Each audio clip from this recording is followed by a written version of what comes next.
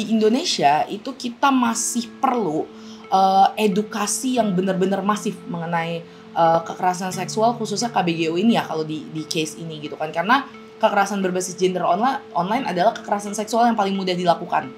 Tapi kita nggak melihat bahwa pelecehan atau kekerasan seksual itu terjadi akibat adanya niat si pelaku.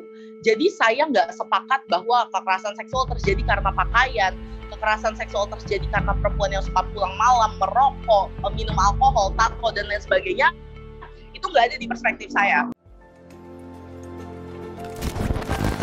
Kehidupan sebagai pekerja memiliki beragam cerita. Ada yang manis saat ada kenaikan gaji, atau sesederhana hak-hak kita terpenuhi. Ya tentu ada juga cerita pahit. Kerja lembur tapi cuma diupah semeter pizza atau juga jadi korban PHK. Kita pengen juga bersuara saat nasib pekerja lebih sering diabaikan, tak didengarkan, apalagi jadi pertimbangan kebijakan. Lewat anonim, pekerja seperti kita bisa bersuara, cerita tentang apa saja tentang nasib kita. Kali ini kita bertemu dengan Dara Ayu Nugroho Putri, seorang pekerja di Jakarta yang sekaligus penyintas kekerasan berbasis gender online KBGO. Halo, kenalin, nama aku Dara. Aku adalah salah satu penyintas kekerasan berbasis gender online. Saat ini selain fokus di isu perempuan, aku juga adalah seorang bisnis. Tidak mudah bagi korban kekerasan untuk bersuara.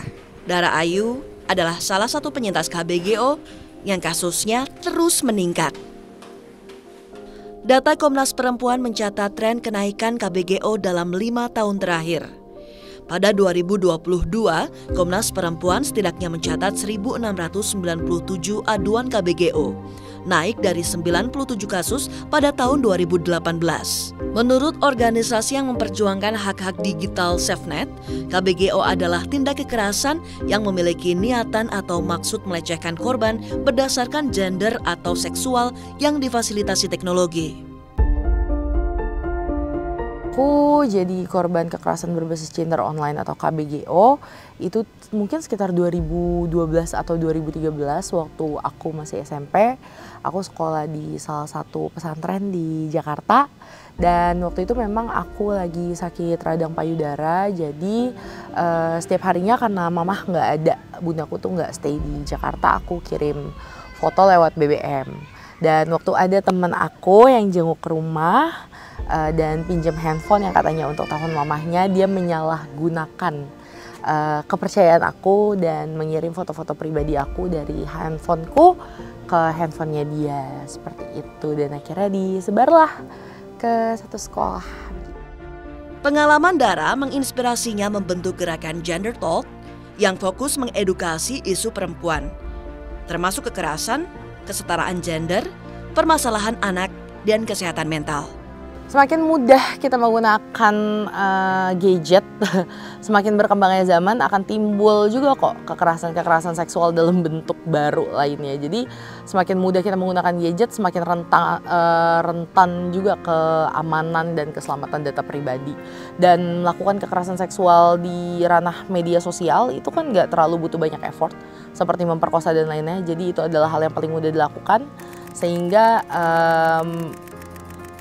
KBGO masih marak terjadi, dan itu juga adalah hal yang paling ampuh untuk merusak reputasi seseorang yang kalau si pelaku punya tujuan yang lebih, entah pemerasan dan lain sebagainya, itu hal yang paling mudah dilakukan seperti itu.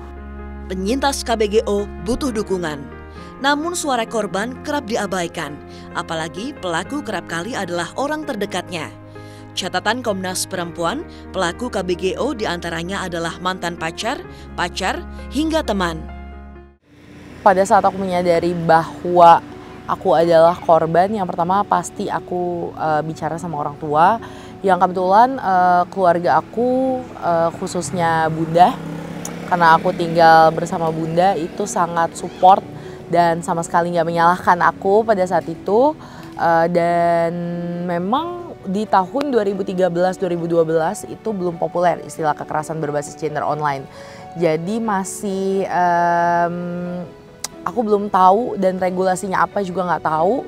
Jadi hanya kita selesaikan di sekolah gitu, dan kemudian aku pindah dari sekolahan tersebut. Tapi untuk respon keluarga aku sangat positif menanggapi itu, karena itu adalah penyebaran data pribadi, dan menurut bundaku itu sama sekali bukan kesalahan aku, dan bunda sampai hari ini masih support aku gitu. Jadi yang menguatkan, yang bisa bikin aku sampai ada di titik ini, yang bisa cerita sama teman-teman semua adalah keluarga bunda khususnya. Kita punya beberapa hotline, termasuk Kementerian Perempuan juga punya hotline, Sapa 129 namanya, terus ada SafeNet, ada Awas KBGO, ada Parapokot, dan masih banyak lainnya. Ada LBH Apik juga yang bisa teman-teman akses di media sosial atau dimanapun. Jadi mungkin untuk lebih lengkapnya bisa lihat artikel atau media sosialnya, seperti itu. Kadang yang bikin korban gak berani speak up adalah pernyataan kita yang sudah dipatahkan duluan oleh masyarakat. Kayak, itu kan salah lo, kenapa kayak gitu, dan lain sebagainya. Padahal yang namanya kekerasan seksual itu nggak ada salah korban sama sekali. Jadi untuk berani speak up butuh dukungan yang luar biasa juga dari lingkungan sekitar. Pekerja perempuan berharap dunia kerja yang aman dari kekerasan. Jika kamu punya cerita, suarakan bersama kita lewat anonim, memberi suara untuk pekerja.